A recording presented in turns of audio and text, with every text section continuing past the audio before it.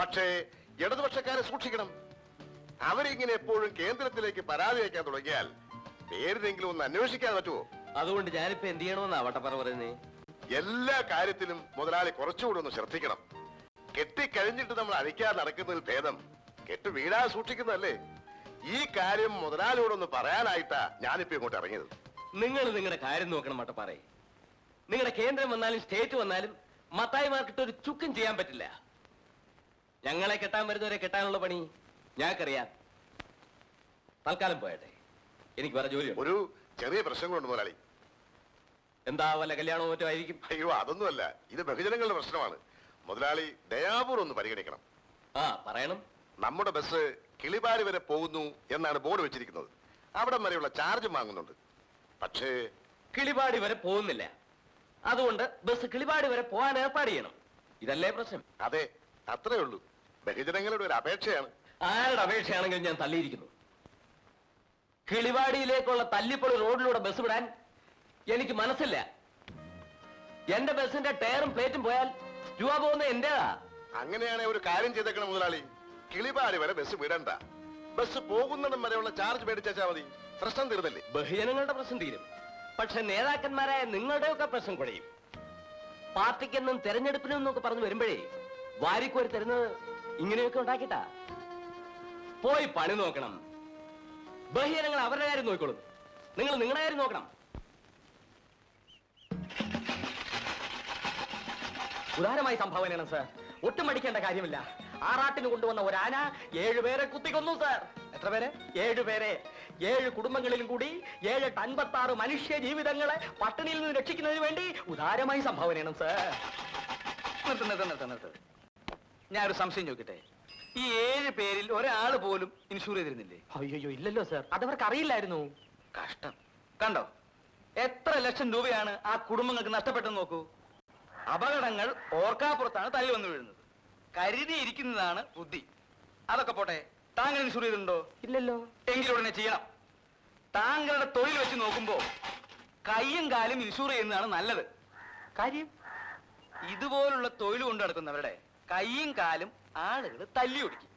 അപ്പൊ ഇൻഷൂർ ചെയ്താൽ വീണു പോയാലും പട്ടിണി കൂടാതെ കഴിയാം. എന്തു പറയണു? എഴുതട്ടെ ഒരു പോളിസി? അല്ല, ഒന്നുമില്ല.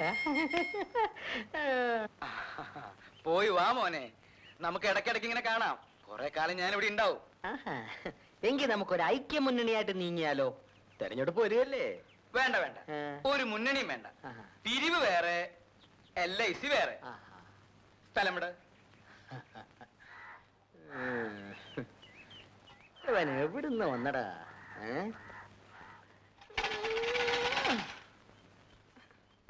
അതിരിക്കട്ടെ, ഇവിടെ തന്നെ വരാൻ നിങ്ങൾക്ക് എങ്ങനെ തോന്നി? ആരെങ്കിലും പറഞ്ഞയച്ചതാണോ അതോ? ആരും പറഞ്ഞയച്ചതല്ല, സ്വയം തോന്നി വന്നു, അത്രേ ഉള്ളൂ.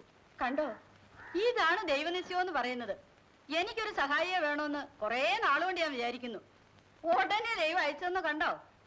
എന്ത് സഹായമാണ് നിനക്ക് വേണ്ടത്? നിനക്ക് സഹായത്തിന് ഞാനില്ലേ ചെകരെ ഇവിടെ? നിങ്ങളുടെ ഒരു സഹായം ഒന്നും വേണ്ടാതെ മനുഷ്യ അവിടെ. നിങ്ങൾക്ക് ചായക്കടപ്പണി വല്ലതും അറിയാവോ? ഞാനൊരു ഇൻഷുറൻസ് ഏജന്റ് ആണ്. ആയിക്കോട്ടെ, ചായക്കടപ്പണി ചെയ്യാമെങ്കിൽ നിങ്ങൾക്ക് ഇവിടെ താമസിക്കാം. ഇവിടെ വരുന്നവരെയൊക്കെ ഇൻഷുർ ചെയ്യുകയും ചെയ്യാം. സമ്മതാണോ? ഓ, സമ്മതാ. ആ, എങ്കിൽ ഈ പെട്ടി എടുത്തകത്ത് വയ്ക്കൂ. അപ്പൊ എന്റെ പെട്ടിയോട് ജഗതേ? അതെടുത്ത് പുറത്തോട്ട് വയ്ക്കൂ. ജഗതേ, ഇങ്ങോട്ട് നീങ്ങുന്നേ, വാ. ആദ്യമായിട്ട് ഇദ്ദേഹത്തെ ഒന്ന് ഇൻഷൂർ ചെയ്യുന്നത് നല്ലതാണെന്ന് തോന്നുന്നു. പണം കിട്ടും. കിട്ടുവോ? പിന്നെ ഭാഗ്യം, ഭാഗ്യം. പറഞ്ഞിരുന്നില്ല, ഭാഗ്യം. കണ്ട, ഭാഗ്യം നിങ്ങളെ വിളിക്കുന്നു. കേരള ടൊറണ്ടേ, കർണാടക ടൊറണ്ടേ, ആന്ധ്ര ടൊറണ്ടേ, തമിഴ്നാട് തൊണ്ടനേ.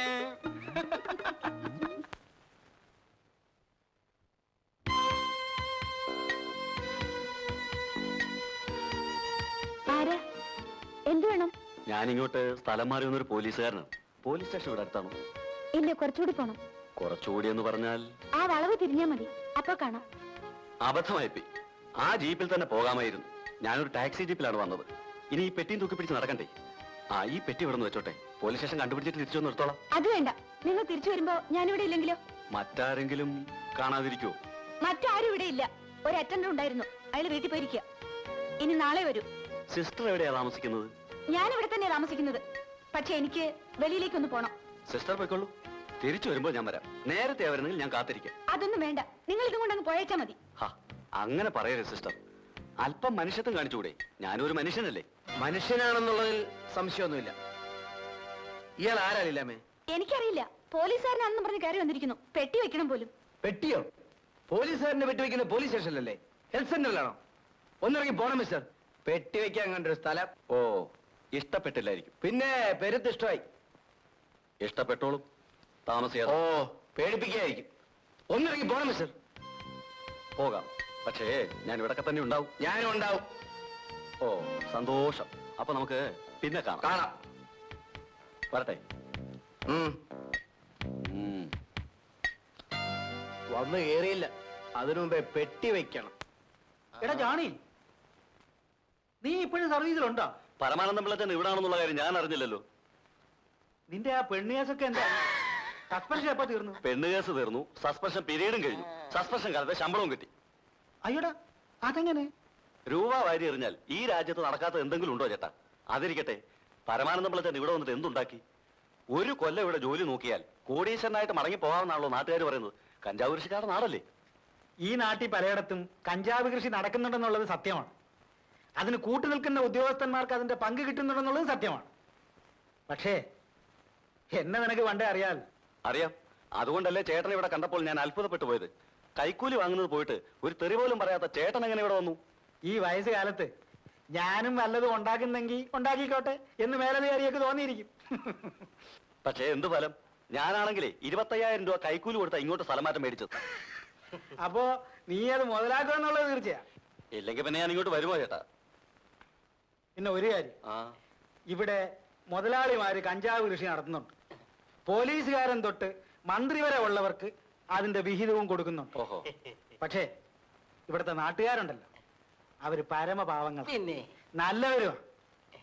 പിന്നെ ഈ പെമ്പിള്ളാരെ കാണുമ്പോ നിന്റെ ഒരുമാതിരി ഒരു ഒരു ഒരു ഒരു വിരിവിരിപ്പുണ്ടല്ലോ. എന്താടാ ഉത്തരവ്. ആ സുഖക്കേടുണ്ടല്ലോ, അതിവിടെ കാണിക്കരുത്. ഈ ഷേപ്പേ മാറിപ്പോകും. ഞാൻ പറഞ്ഞില്ല എന്ന് വേണ്ട. അതൊക്കെ ഞാൻ നിർത്തി പരമാനന്ദം പിള്ള ചേട്ടാ. നീയോ? എടാ ജാണി, അണ്ണാ മരം കയറ്റം മറന്ന കഥ എവിടെയെങ്കിലും കേട്ടിട്ടുണ്ടോടാ? നിന്റെ നന്മയ്ക്ക് വേണ്ടി ഞാൻ പറയാനുള്ളത് പറഞ്ഞു. പിന്നെ നിന്റെ ഇഷ്ടം. ആ, നീ പോയി ഈ സൂത്രമൊക്കെ അകത്തോണ്ട് വെച്ചിട്ട് വേഗം റെഡിയാവാൻ നോക്ക്. പോയി കുളിക്കടാ, പോ. ശരി. ഒരു കാര്യം പൗലോസേട്ടൻ മനസ്സിലാക്കണം. എല്ലാ ആവശ്യങ്ങളും കഴിഞ്ഞ് ഇൻഷൂർ ചെയ്യാമെന്ന് വിചാരിച്ചാൽ നടക്കില്ല. മറ്റുള്ള കാര്യങ്ങളുടെ കൂടെ അതും അങ്ങ് നടന്നു പോയിക്കൊള്ളും. അതാണ് ഇൻഷുറൻസിനുള്ള ഗുണം. എന്നാ ഇനി ഞാനൊരു കാര്യം പറയട്ടെ. ഞങ്ങൾ എല്ലാവരും നല്ലപോലെ അധ്വാനിക്കും. അനാവശ്യ ചെലവ് ഒന്നും തന്നെ ഇല്ല. ആഴ്ചയിൽ 2 ദിവസം എനിക്ക് കുറേശ്ശെ ചാരായം കുടിക്കണം. എന്ന് വെച്ചാൽ ഓരോ കുപ്പി, അത്രേ ഉള്ളൂ. കൂടുതലല്ല, നല്ല പോലെ അധ്വാനിക്കുന്നവർ ആഴ്ചയിൽ 2 ദിവസം ചാരായം കുടിക്കുന്നതിൽ ഒരു തെറ്റുമില്ല. ബാക്കി 5 ദിവസം എനിക്ക് കള്ളു മതി. അതാണ് അതിന്റെ ഒരു ചിട്ട. ഓഹോ, അങ്ങനെ ചിട്ടപ്പെടുത്തി വെച്ചിരിക്കുകയാണ്. ആ, ഇതിനുള്ള കാശ് കഴിഞ്ഞാൽ പിന്നെ ചെലവിനുള്ള കാശേ കാണൂ. പിന്നെ എങ്ങനെ ഇൻഷുർ ചെയ്യും? കാശ് തരണ്ടേ? അപ്പോ ഈ നിൽക്കുന്ന മോളമ്മയുടെ ഭാവിയെ കുറിച്ച് എന്താ തീരുമാനം? അവള് ഞങ്ങൾക്ക് ഒറ്റ മോളാ.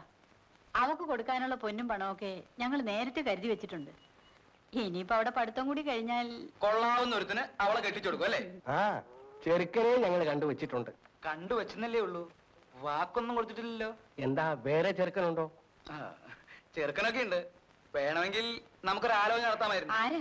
കാണാനൊക്കെ മിടുക്കനാണ്. അയ്യോ പിന്നെ ഏകദേശം എന്നെ പോലെ ഇരിക്കും. എനിക്കൊന്നും വേണ്ട. അതെന്താ മോളമ്മ അങ്ങനെ പറഞ്ഞത്? സാറിനെ പോലെയാ ഇരിക്കുന്നു പറഞ്ഞോണ്ടായിരിക്കും. എനിക്ക് എന്താ ഒരു കുറ്റം? അത് മാത്രം സാറ് ചോദിക്കരുത്. എന്താ? ഞാൻ പറഞ്ഞാൽ സാറ് കരയും. ആ, എങ്കിൽ അതൊക്കെ പോട്ടെ. ഇൻഷുറൻസിന്റെ കാര്യം എങ്ങനെയാ? സാറ് ഇപ്പൊ പോ, ഞാൻ പിന്നെ അറിയിക്കാം. ആ, ഇനി ഞാൻ പോയേക്കാം. മോളമ്മ കത്തി വെച്ചത് എന്റെ ലൈഫിനെയാ.